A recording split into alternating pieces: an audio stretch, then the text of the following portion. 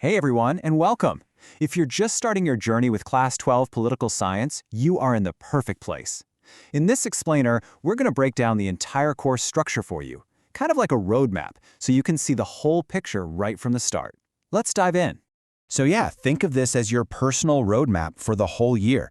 Understanding the structure is honestly the first, most important step to really getting a grip on the subject. It helps you see how everything fits together before you get lost in the details of each chapter. I get it. Looking at a brand new syllabus can feel a bit overwhelming, right? You're probably thinking, where do I even begin? What's the important stuff? But don't worry. Today, our only goal is to make it all crystal clear and give you a simple framework to work with. Okay, so from a bird's eye view, your entire political science course is actually divided into just two main parts. That's it. And each part has its own textbook, which makes organizing your study time super easy. All right, let's talk about the numbers for a second, specifically marks. Your entire theory paper for the board exam is worth a total of 80 marks. Just keep that number, 80, in your head, because what's really cool is how it's divided up.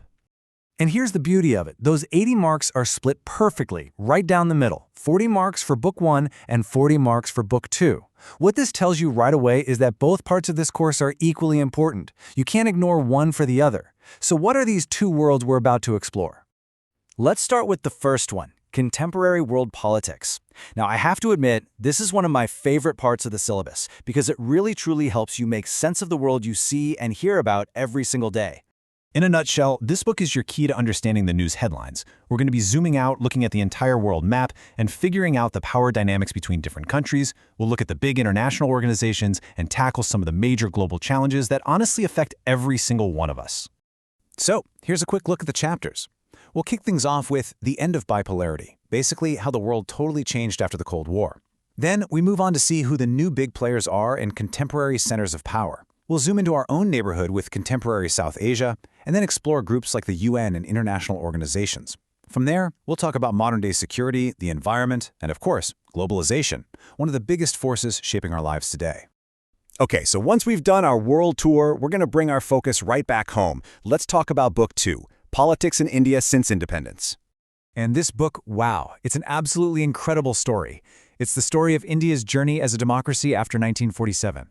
You'll get to trace all the massive challenges, the major political turning points, and the really important developments that have made India the country it is today. And these are the chapters that tell that story. You'll begin right at the start with the challenges of nation building. Then you'll look at a long period of single-party rule and see how India chose its economic and foreign policies. After that, we dive into some of the most dramatic times in Indian politics. And finally, you'll see the rise of regional politics and bring it all the way up to the present day with recent developments. It's quite a journey. So, we've mapped out the what, these two fascinating worlds of global and Indian politics. But now, we need to talk about the how. I mean, knowing the map is great, but you also need to know how to navigate it, right? So let's talk strategy. Here is a simple but really powerful 3-step plan.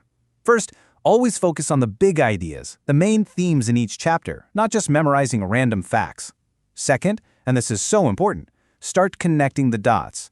Ask yourself, how does a topic like globalization from the first book affect recent developments in Indian politics in the second book? Because they are absolutely linked. And third, the secret sauce is always consistent revision.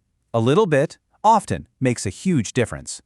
And there you have it. That's your complete roadmap. Political science is such an amazing subject because it's not just about things that happened in the past. It's the living, breathing story of our world and our country. So my final piece of advice is this: study smart, stay consistent, and try to understand the story behind the facts. If you can do that, I have absolutely no doubt that success will be yours.